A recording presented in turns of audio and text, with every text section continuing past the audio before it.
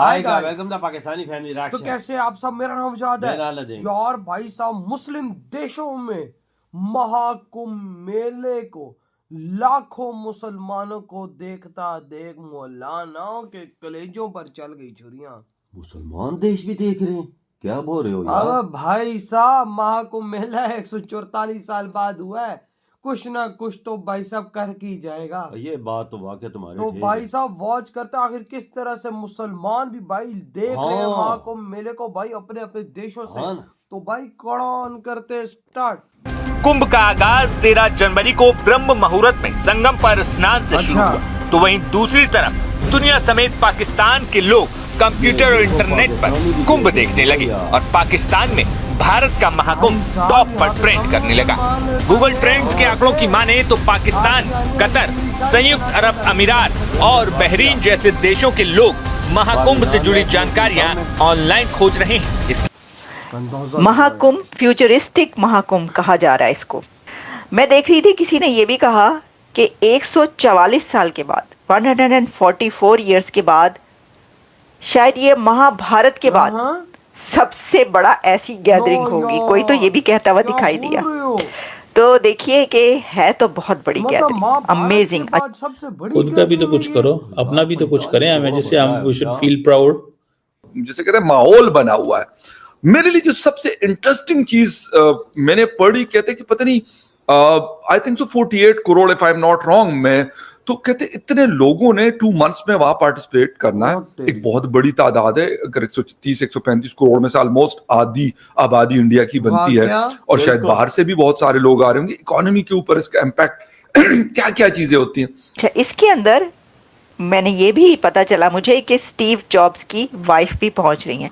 सिर्फ Steve jobs की wife ही नहीं, बल्कि दुनिया भर से आप देखेंगे आहिस्ता आहिस्ता बहुत ज़्यादा सेलिब्रिटीज इसके अंदर आएंगी, पहुंचेंगी इंडिया इस कुंभ में शरीक होने के लिए, क्योंकि लोग बहुत ज़्यादा इंटरेस्टेड हैं। हॉलीवुड की बहुत सेलिब्रिटीज़ वैसे भी अब क्योंकि लॉस एंजलिस में आगे वागे जो लगी हैं, उसके बाद लोग कुछ फ्री हैं, फारिग हैं सेलिब्रिटीज़, तो मेरा ख्याल है।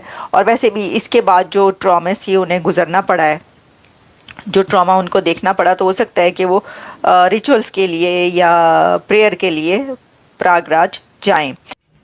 जय हिंद दोस्तों, प्रयागराज उत्तर प्रदेश भारत में महाकुंभ चल रहा है और दोस्तों इसको लेकर पूरे मुस्लिम देशों में सर्च किया जा रहा है, इसको जाना जा रहा है, इसको समझा जा रहा है। गूगल के थ्रू, यूट्यूब के थ्रू जो मुस्लिम लोग हैं उसको समझने की कोशिश करते हैं। हाँ। अब पाकिस्तान को ही देख लीजिए, उनको मदरसे में नफरत फैलाई जाती है कि भाई हिंदुओं को देखते ही कन्वर्ट कर दो, खत्म कर दो, गैर इस्लामिक है, धोखा दे देंगे, यहूदी साजिश रच देंगे, हिंदू मिल गए। लेकिन पाकिस्तान में टॉप नंबर पे सर्च किया जा रहा है गूगल ट्रेंड्स के अकॉर्डिंग, और लोग इस महाकुंभ के इवेंट को देखने के लिए, इसमें पार्टिसिपेट करने के लिए वीजा मांग रहे हैं। खैर, आतंकवादी भी हो सकते, क्या पता उसको डिस्टेबलाइज करने की कोशिश हो, वो बात अलग है। लेकिन अगर बात की जाए कतर की, बहरीन की, यूएई की, तो वहां के लोग भी सर्च कर रहे हैं महाकुंभ के बारे में। इसके बाद नाइजीरिया में आ जाए, वहां पे भी लोग सर्च कर रहे हैं। ऑस्ट्रेलिया में आ जाए, वहां पे, अमेरिका में टॉप 5 ट्रेंड्स में, हर देश, कोई भी देश चले जाओ, वहां के टॉप 5 गूगल ट्रेंड में आपको महाकुंभ दिख जाएगा। भारत में तो है ही नंबर 1। तो ये है दुनिया का बिगेस्ट गैदरिंग। ऐसे ही नहीं कहा जा रहा है इसको। 50 करोड़ 47 करोड़ लोग ऐसे ही नहीं आएंगे। वहीं पाकिस्तान में हमने कुंभ की चर्चाओं पर वहां के वरिष्ठ पत्रकार सज्जाद अहमद पीरजादा से बात की। उन्होंने बताया कि कैसे भारत आने के लिए तमाम लोग वीजा अप्लाई करते हैं, वो भारत के धार्मिक कार्यक्रमों में शामिल होना चाहते हैं, लेकिन उनको वीजा नहीं मिल पाता। अच्छा, इसके अंदर मैंने ये भी पता चला मुझे कि स्टीव जॉब्स की वाइफ भी पहुंच रही हैं। सिर्फ स्टीव जॉब्स की वाइफ ही नहीं, बल्कि दुनिया भर से आप देखेंगे आहिस्ता आहिस्ता बहुत ज़्यादा सेलिब्रिटीज इसके अंदर आएंगी, पहुंचेंगी इंडिया इस कुंभ में शरीक होने के लिए, क्योंकि लोग बहुत ज़्यादा इंटरेस्टेड हैं। हॉलीवुड की बहुत सेलिब्रिटीज़ वैसे भी अब क्योंकि लॉस एंजलिस में आगे वागे जो लगी हैं, उसके बाद लोग कुछ फ्री हैं, फारिग हैं सेलिब्रिटीज़, तो मेरा ख्याल है। और वैसे भी इसके बाद जो ट्रॉमा से उन्हें गुजरना पड़ा है, जो ट्रॉमा उनको देखना पड़ा, तो हो सकता है कि वो रिचुअल्स के लिए या प्रेयर के लिए प्रयागराज जाएं। और वैसे भी लोग जाते हैं, तो ऑब्वियसली अगर 144 इयर्स के बाद महाकुंभ हो रहा है तो वहाँ पर तो जाएंगे ही।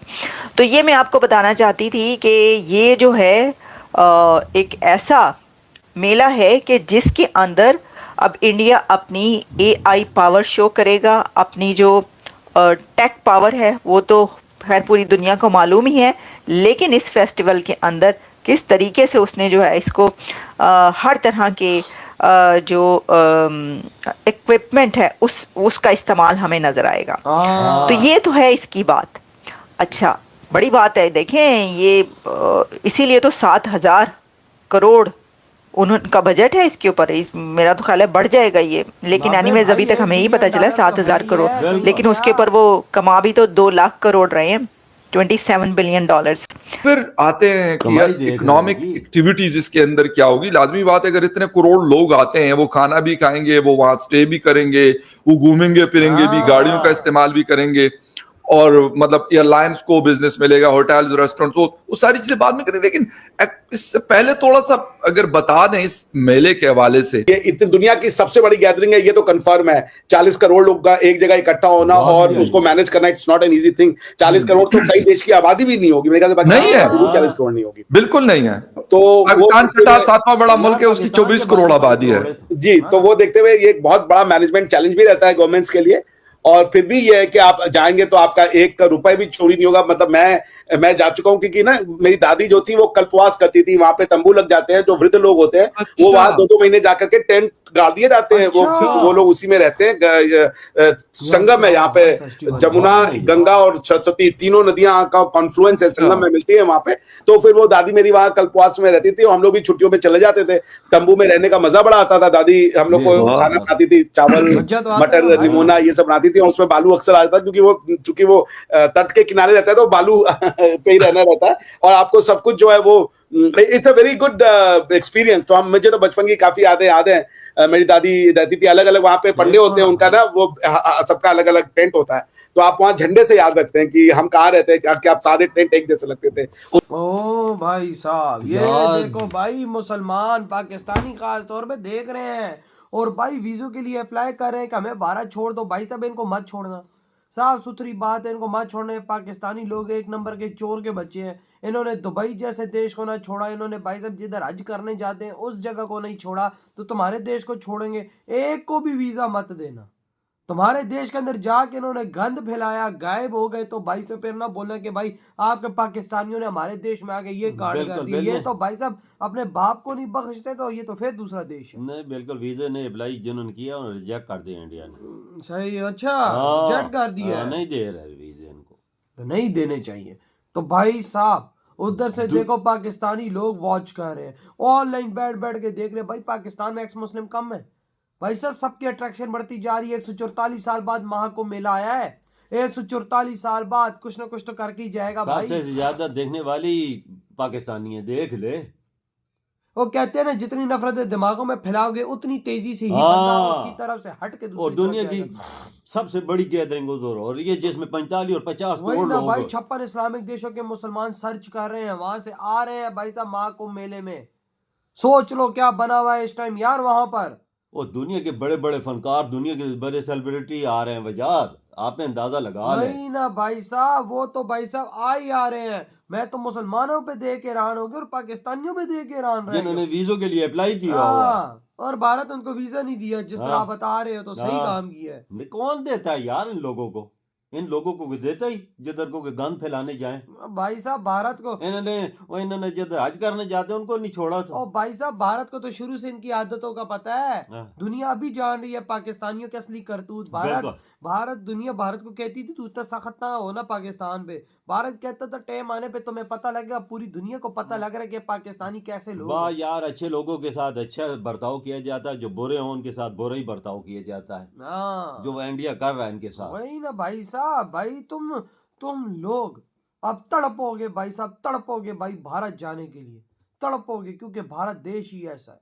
और भाई साहब दुनिया का सबसे बड़ा फेस्टिवल जहाँ हो रहा हो, तो सोचो भाई साहब अब भारत पर भगवान की कितनी भाई कृपा होगी। सिर्फ तो इस 144 साल बाद ये जो मौका आया है, भारत को सिर्फ 27-28 बिलियन डॉलर का प्रॉफिट हो रहा है एक ही 2 महीनों के अंदर। आपने अंदाजा लगा इंडिया की जीडीपी किधर जा रही है? वही ना भाई साहब, इंडिया का रोजगार, लोगों का रोजगार किधर जा रहा है? सनातन धर्म को की सच्चाई देखकर अच्छे जल उठते हैं। क्यों? क्योंकि उनको पता है कि भाई सच्चाई अगर किसी को पता लगी तो वो उसने सनातन धर्म में चला जाना है। बिल्कुल। तो भाई आपके क्या थॉट है इस बारे में? इधर ही वीडियो खत्म करते हैं।